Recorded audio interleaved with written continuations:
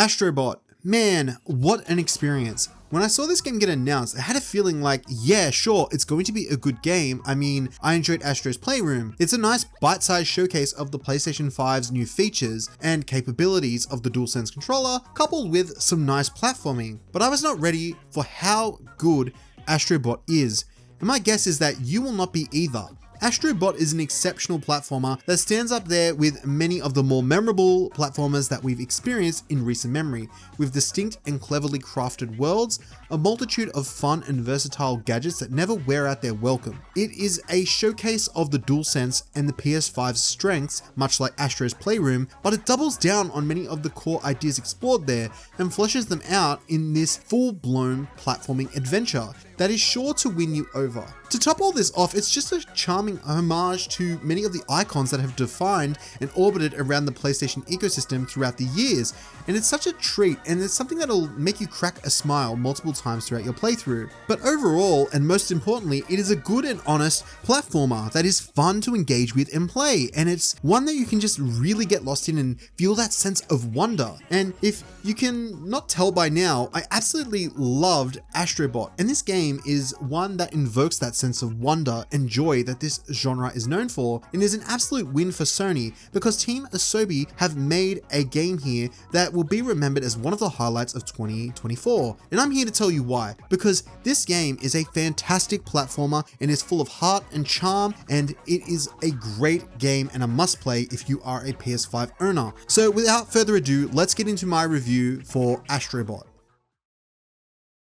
So let's kick this review off with gameplay for Astro Bot. Astro Bot, like any other classic platformer, will see you jumping from world to world that are stylized with particular themes and gadgets with which you'll explore the environment and interact with different levels in particular ways and fight different enemies in particular ways. What you'll be doing when exploring these worlds, and the real hook, much like how you search for stars in games like Mario 64, you'll be searching for the missing Astro Bots here. And these are different little robots and characters that you'll find who have been separated from the PlayStation mothership that was hosting all of these and was the backdrop for the story of this game. And they are stranded on these various different planets. So you as Astro Bot are looking for them, and you'll find many of the different quirky and characters that occupy the PlayStation ecosystem, from things like Kratos to characters like the Bloodborne main character on the cover. So you'll be having tons of interesting characters here to find, and it's a real hook to go to different planets and see which ones you can locate and find. There was like these challenge levels that had like Teddy and Igus from Persona, and I was like, man, this is awesome, this game is so good. And the puzzles as well are pretty entertaining, and they really tie in well with the gadget of that respective level, and there really is a sense of structure and theme, which I'll get more into in a moment. Astro Bot is also, when it comes to platforming, one that strikes a fine balance with its main worlds that feel welcoming and accessible to those who are new to the genre, and then there's also these challenging levels that I mentioned earlier, where they will test your skills and overall understanding of platforming and the gadgets that are available in the game. The overall level and structure and design of these levels, they each are uniquely crafted to align with a particular theme of the world you're stepping into, and we'll touch more on that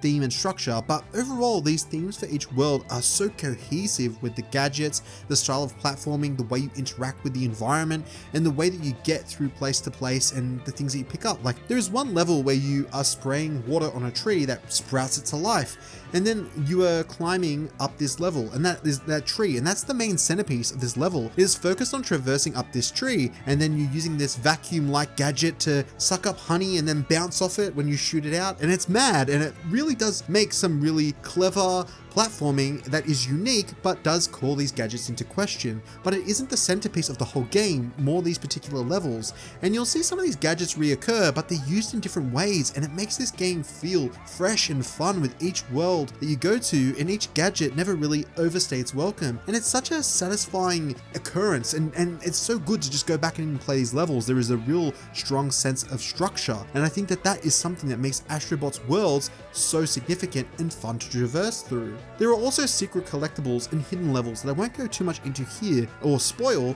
because I think it's worth discovering those on your own, but it really does tick all the boxes for what a good platformer should have, and there really is a lot of reward in exploring every nook and cranny of these different worlds, and it's just so brilliant. As with any good platformer, once you are done platforming through the various stages, you are usually greeted with a boss encounter to top off that part of the game that you've explored. Astro Bot is no different, and it has a handful of boss fights here that serve as that conclusion, and they are exceptional. These boss fights are really fun and engaging and call into question how you interact with many of the different gadgets that you've been using throughout your experience, and they are really fun. And one thing that I love about these boss fights is how they call into question things like verticality and how they increase with that level of intensity as you progress through a boss fight. This is no real surprise, as many platformers have done this before, but it really did hit like hard for me because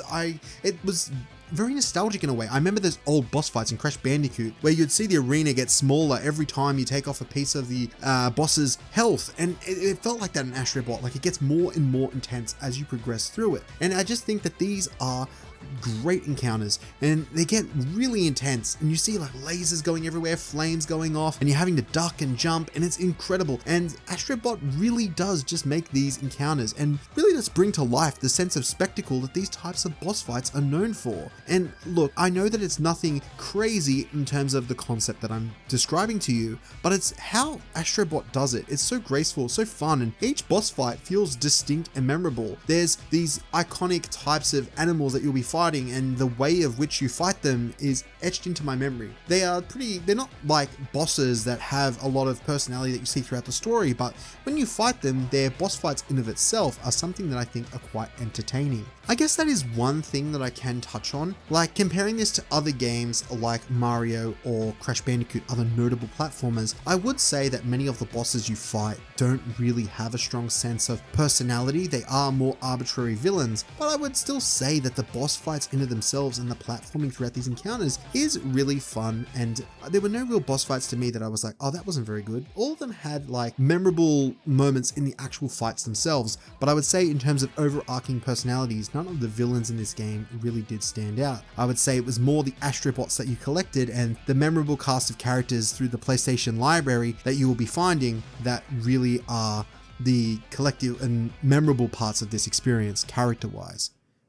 Next up, I'd really like to discuss how Astro Bot handles one of its greatest strengths, and that is to me how it makes exploring these different worlds, especially on repeat encounters, feel rewarding, and I think that is mainly attributed to how it handles progression. Astro Bot accomplishes this first and foremost through a hub world that you are slowly seeing evolve with each adventure that you set out on. You'll set out on these different adventures collecting puzzle pieces and looking for the missing astrobots, and you'll turn these in and you'll open up new stores and facilities with the puzzle pieces, and you'll see these different astrobots that you discovered appear in this hub world as it gets more and more expansive, and also allows you to explore different parts of this little hub world. Now, let's talk about those astrobots for a sec, because they are really engaging and enticing just to find them, because I feel like in a lot of these games there's different people who go out and they'll do trophy hunting as a big thing to get them to complete many of the little tasks and discover every nook and cranny in some games. I think Astro Bot does a good job at this inherently, just through the way that it handles many of these different astrobots that you'll find. There are so many different interesting like video game icons that are present in this game, many that you may have forgotten and many that you will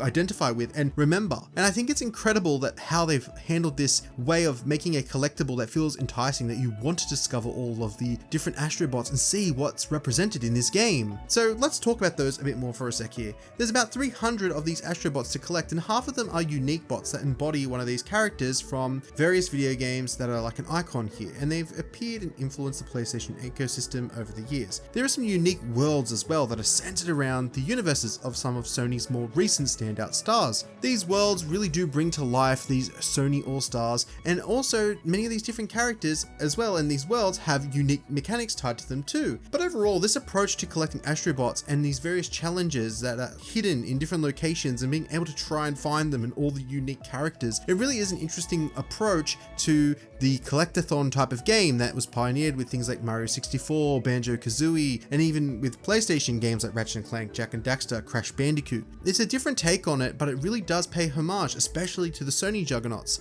It really is fun, and I think that this sense of wonder that Astro Bot really encapsulates really is just a testament, a throwback to that era and those days of old, but really does feel like a modern experience, making use of those modern mechanics that the DualSense controller is wanting to call upon, as well as having fresh and interesting worlds to just explore, and characters and collectibles that are worth chasing. And that is one of the big draws to Astro Bot's unlockable hub and world. And I guess to like bring this segment all together, I think that is what makes this experience so enjoyable. It's all the things that you collect, whether it's the Astro Bot characters that encapsulate Kratos or Teddy from Persona or Leon from Resident Evil, to the little gacha icons that you can get from the store that you unlock later in the game that gives, you know, like Ellie a guitar or Nathan Drake the TV to set and play the PlayStation. There are so many little cool things here, and they are just like little gimmicky fun things that don't really add more that open up in the game, but they're a nice little rewarding sense of completion. And I think that if you are a fan of those old school collectathon type of games, the Astro Bot really will click with you and bring to life that sense of wonder, because as I've mentioned earlier in this review, all the boxes here are really ticked, from the platforming, the boss encounters, to the world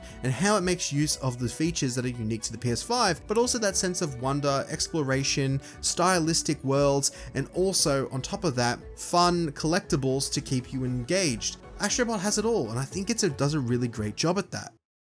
1, 2, 3. Okay, so far this review has been very positive, straight glaze, and I've really enjoyed everything about Astro Bot, and this section is no different. Astro Bot absolutely nails both its visual and sound presentation, and I think that overall, the design of these worlds is absolutely incredible, and is in large part what makes them so replayable and fun to just explore. Take any facet of these worlds that you step into, from the reimagined tracks and the iconic themes of the worlds like the God of War world or the Uncharted one, and the electro chiptune soundtracks that make the Astro Bot aesthetic so distinct and expressive, and you immediately associate it with PlayStation's new little robot mascot. These worlds are all expressive and varied, bringing each world to life, and there's a centerpiece theme for each of these worlds. The amount of color and the use of sound that even pops out of the controller and really does bring this all to life. The vibrant colors, the creative enemy variants, and the unique backdrops of these worlds really are up there with the greats, and I honestly don't say that lightly. But in terms of the use of unique features, themes, and overall world design, Astro Bot is up there with the likes of Mario Wonder, and Team Asobi have done an absolutely incredible job bringing this universe and this creative platforming adventure to life. And I absolutely reckon that you should check this game out, because every single world you go to is uniquely stylized with its own theme, expression, color palettes, and even like platforming mechanics and ways that those interact with the world. It is a harmonious experience, and one that really is fun to engage with and fun to play with. It's logical in how its platforming challenges are brought to the player, but creative, stylish, and the music in of itself is fun, playful, vibrant, and that little chiptune aesthetic is one that is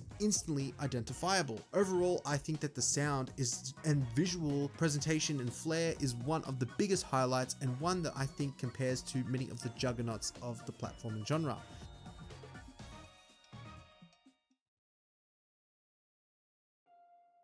Now, to bring this whole video together, Astro Bot is honestly a fantastic game that taps into the sense of wonder and fun that platformers are known for, rivaling many of the juggernauts and putting out something that feels fresh, distinct, and celebrates the long history of PlayStation. This may be one of the shortest reviews I've done, because on the front of analyzing the game, I can get technical, but when it comes down to it, Astro Bot is simply put a fun and delightful video game. Its platforming is nice, it feels responsive, the amount of interactivity and varied different gadgets make each world feel refreshing in ways that can only be matched by games like Mario Wonder. When we discuss 3D platformers, we tend to look at a lot of different various things: the levels themselves, the distinct flair and visual design, the unique worlds that we actually traverse, the way that we platform these worlds, how challenging this game is, and how fun and replayable it is as well. How much is there to collect and see, and how responsive is the game to play, and are the boss encounters fun? Does the game feel cheap at times, or does it feel fun and like it's a fair challenge? And I think on all of those fronts, Astro Bot really does tick those boxes.